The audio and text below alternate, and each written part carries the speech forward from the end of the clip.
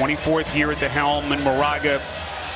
This perennial power that he has built out of the WCC, and we're off and running here in Cleveland.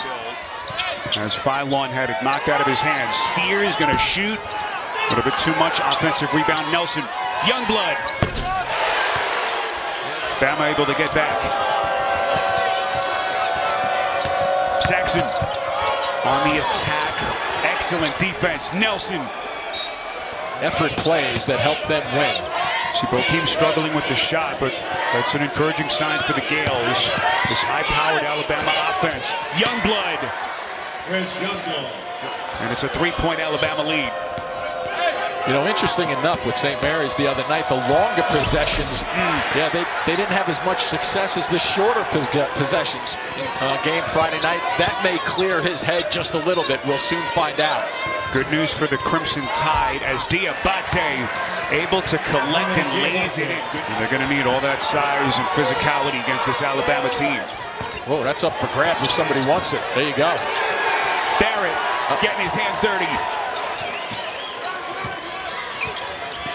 Marshallonis getting a high screen pick and roll action. What a pass underneath.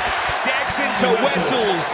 These guys haven't met one another yesterday. That was perfectly executed. 3 guys involved with it. Look at Sears, just relentless to the cup. So an interesting start. Here comes Barrett, the kick. Lewis can light it up. Rebound Philon ahead of the field. Holloway streaking underneath. What a finish by Nissan. They rebound and they run. And when they get it going in the open, there's some opportunities to get quicker points. Watch out. Philon got him. As Lewis trying to force the issue. And blend the half court with the uptick and shorter possessions. Mikey Lewis bounces across the paint. Wessels, tough shot. Well challenged by Omori. And St. Mary's comes up empty. Nelson is going to hoist and he sticks it. Dennis Gale's offense. Get going. Wow. What defense. Wessels no after Lewis was turned back by Philon. Got some numbers here. On the push back door, it's Reed. Randy Bennett has shifted to that 2-big lineup we talked about the other day with Wessels and Saxon. They worked on that in the preseason, but Nato's countering with Aiden Sherrill. A lot of people on Alabama staff feels like he's the wild card. And he's now 3 of his first 3. That was his second triple already. Saxon, big sequence for the Gales. A little bit of contact and he puts it down. St. Mary's hasn't turned it over yet. That last Saxon bucket ending an 8-0 Bama run. Lewis, big shot. With a size advantage here if he can step in and get that shot off. Marauskis isolated, goes glass over Youngblood. St. Mary's forcing the 7th Alabama turnover. Saxon, full extension.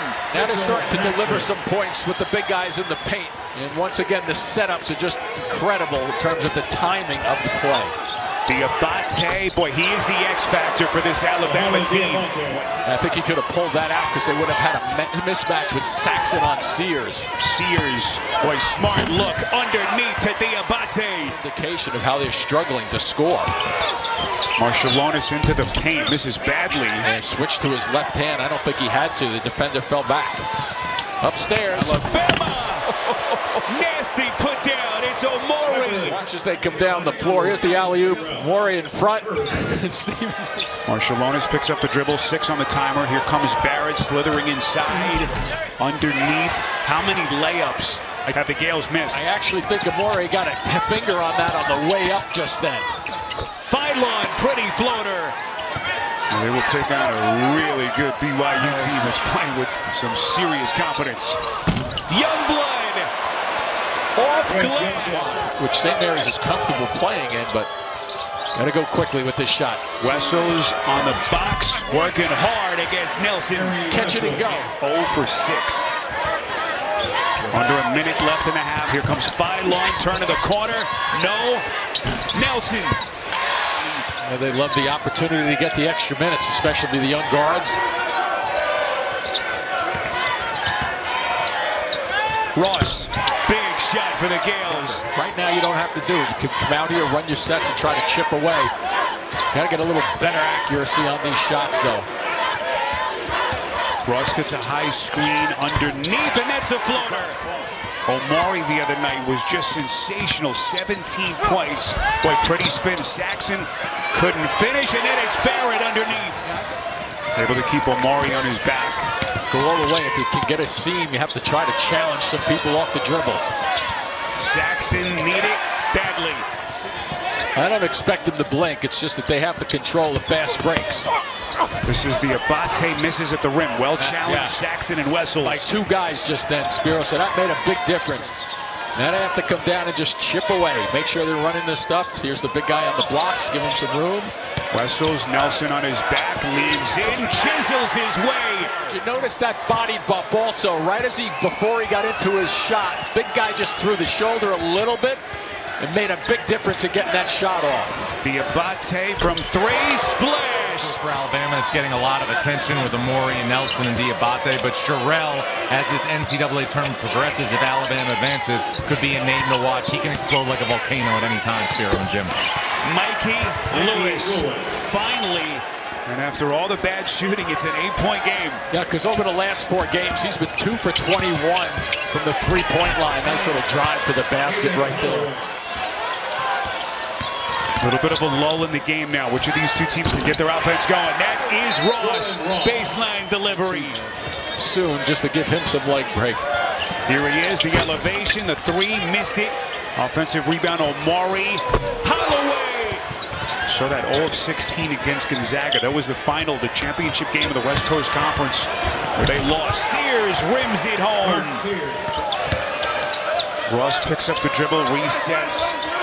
As Alabama has pushed its lead back to where it was at halftime. Saxon going glass. There's that quick hitter, too, from Barrett. Little screen out front, just roll straight to the basket. Didn't delay that trip. Saxon has had to work awfully hard. 13 points tonight. Sears just keeps on coming. He said Sharunas can't pick them up at the airport. He had his 1-year-old in the back of the car. No seatbelt. Sharunas ripping around the streets. That little boy turned out to be Augustus. And who would have thought all these years later? My goodness! Omari! Continues to just drive it to the basket. Watch Sears. Does he put this in a good spot? Omari, by the way, in the tournament, still hasn't missed the shot. He's 12 of 12. Marshalonis, finally! 13 and 5. They finished 3rd place in the gauntlet that was the SEC this season. They've matched their largest lead of the night. Here's Morauskas, corner, pocket, 3 for St. Mary's. But what a leader, what a player he's become. They've had some really good point guards over the years. He could be one of the very best. Yeah, Randy is hoping that he can step it up. Sears. 10 points for the 2-time All-American. Marshalonis starting to catch fire for the Gales. Gales just can't seem to string together some stops and a costly turnover. Ahead of the pack, Nelson! What a run out that was on a miscue by St. Mary's. Not really forced, just mishandled. There's a pitch to the bottom, goes straight up. Saxon under control. He had Nelson on his back. Another big trip here for St. Mary's as we cross the 5-minute mark. They're down 10. Saxon extends. Omari got him, and it's last touch by the Gales. Up there for Nelson to finish that one off. I didn't see that ball get to his hands. And he's not done yet. They turn him back. Then they get him a second time. They're 2 of 12 from 3. Wow. Costly mistake. Marshalonis. Up the floor, here comes Phylon Wessels, and they're going to say goaltend. Marshalonis, reset Ross, slithers inside. Lewis, corner 3. They're going to do a lot of work, scout teams, etc., get them into a game in the NCAA tournament. Stevenson to the rack.